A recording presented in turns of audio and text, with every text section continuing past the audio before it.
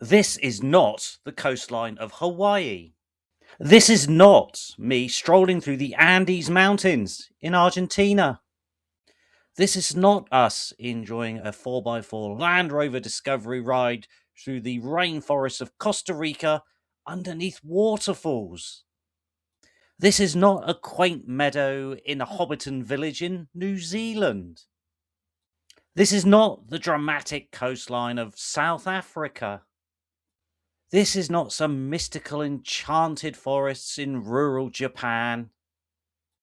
This is not us off-roading in the lush, dense jungles of India. This is not some natural, rugged, volcanic spa off the coast of Iceland. And this is definitely not a mountainous valley full of paddy fields up in the altitudes at Vietnam. Yes, all that and more is available in this place, this one island, just a few hours flight from London. Not just London, of course, other regional airports do fly to this destination, so all you bumpkins can enjoy the pleasures of this destination too. You know what it is by now, don't you? It's Madeira. Let's check it out.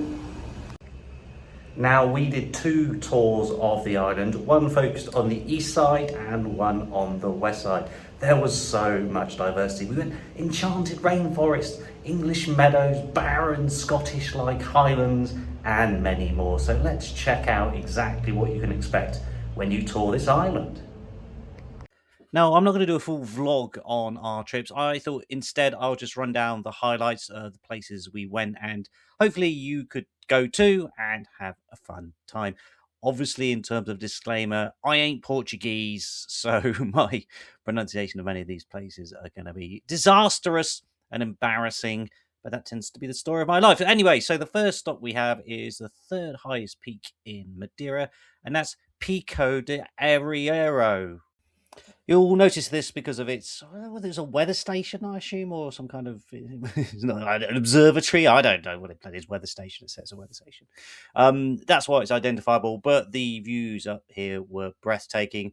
You go up so high that you go above the clouds, or something we did on the day. So it's very high altitude, a little bit parky, a little bit chilly up there, but it was just an awesome spot to have a little wander around. They got some pathways and other hikes you could do. Say we were obviously on a trip, so we just got dumped for half an hour to have a little wander around. But if you did want to spend more time here, I imagine you could wistfully enjoy hours promenading through this dramatic and imposing mountain range. A couple of words of warning if you are going to head up here. If you use an organised tour, that's fine, but there is a lot, or well, certainly when we went, there was a lot of traffic, a lot of cars, and a lot of coaches whizzing around. So make sure you don't get too distracted by the vista and get squashed like a grape. There's also a cafe up there, and one of the most infuriating things that I still find, a toilet where they charge you to use the facilities. Oh, stupid, annoying. So please don't get caught out. You can either obviously go before you head up here, or unfortunately, if you're going for a hike, you ain't got much. Well, I suppose you have got a choice, but I'm pretty sure you can't do that sort of stuff in national parks. We then had a little detour after the peak to a hint of some off-roading. Yeah, it was only through one roadway in the middle of a forest, which was fine. A little bit bumpy, not too queasy, not too puke-inducing. However, it was somewhat of a taster for the West Coast tour that we were going to do the next day when there is a lot of off-roading. But we'll come to that in due course. For our first viewpoint, which was Gundast viewpoint, we found two of these glass bottom walkways that go over the sea.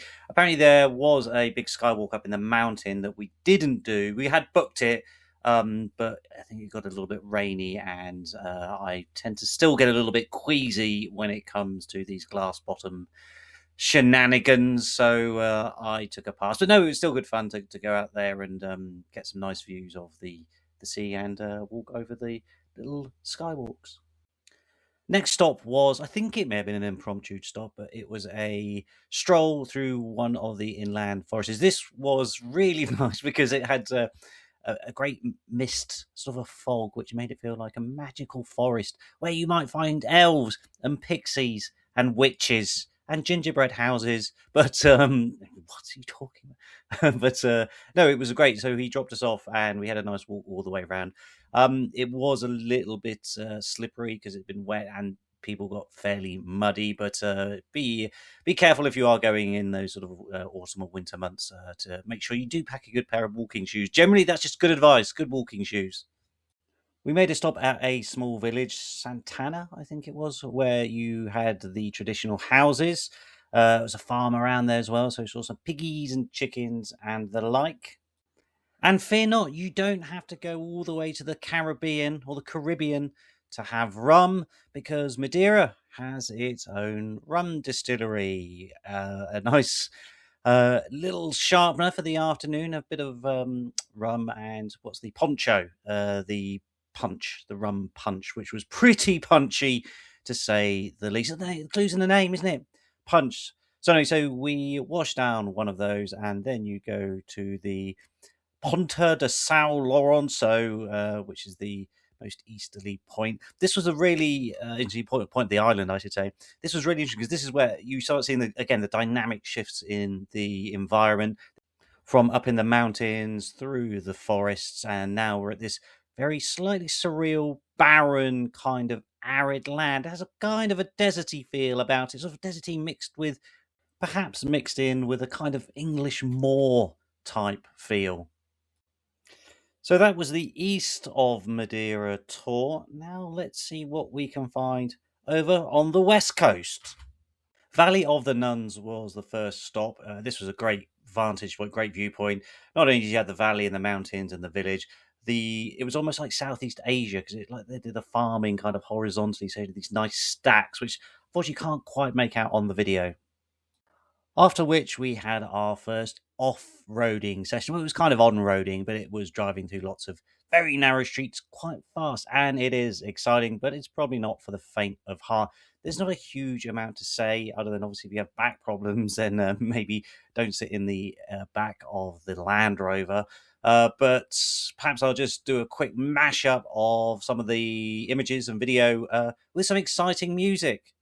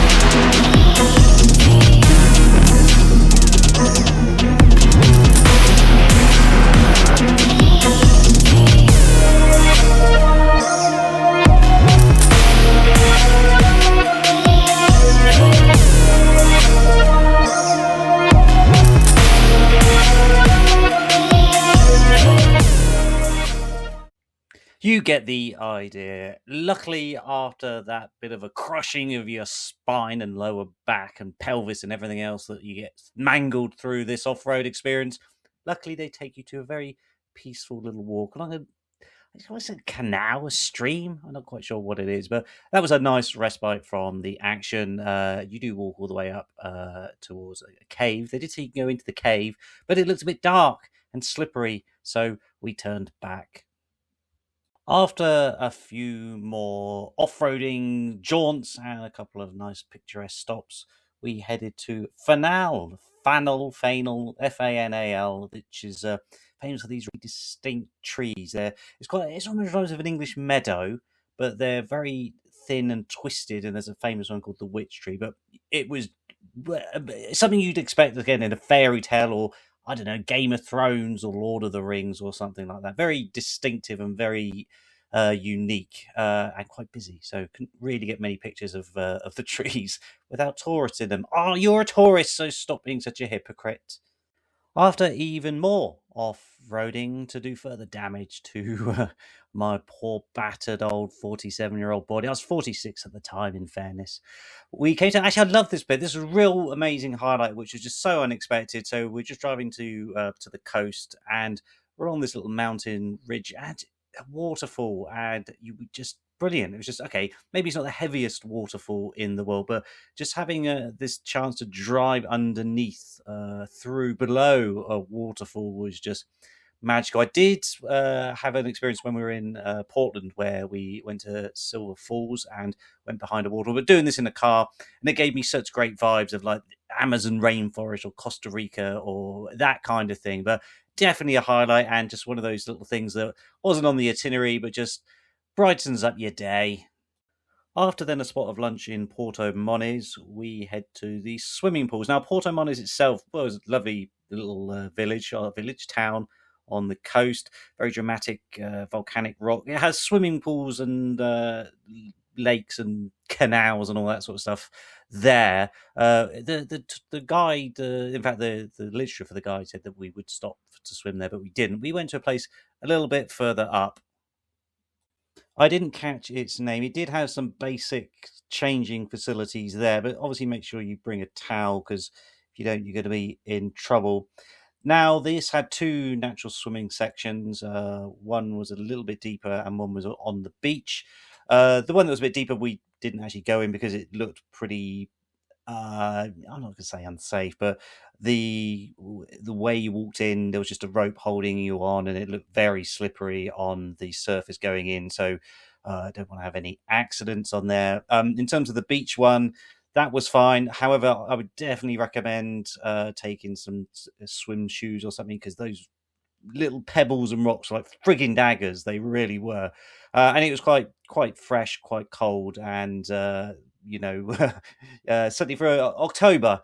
But it'll definitely freshen you up and make you alert if you put your head under.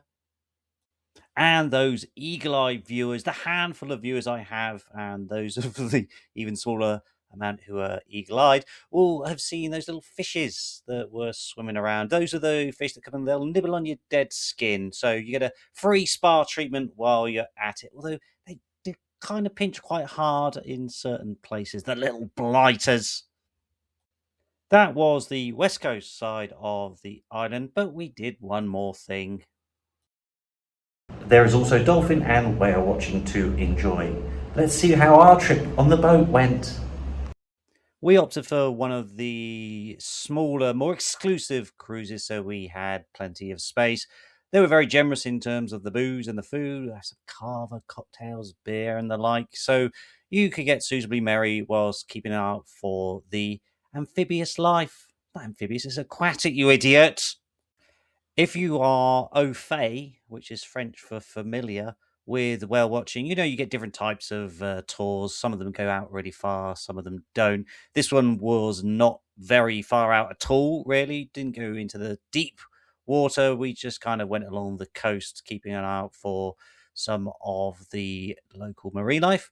There, we were October, so I don't think it was supposed to be maybe sperm whale migration season, but we didn't see any. Maybe you've got to get further out to see those, but we did see some short nose, bottle nose dolphin thing. Short nose, short fin. Oh God, I'm knackered. I'm so tired.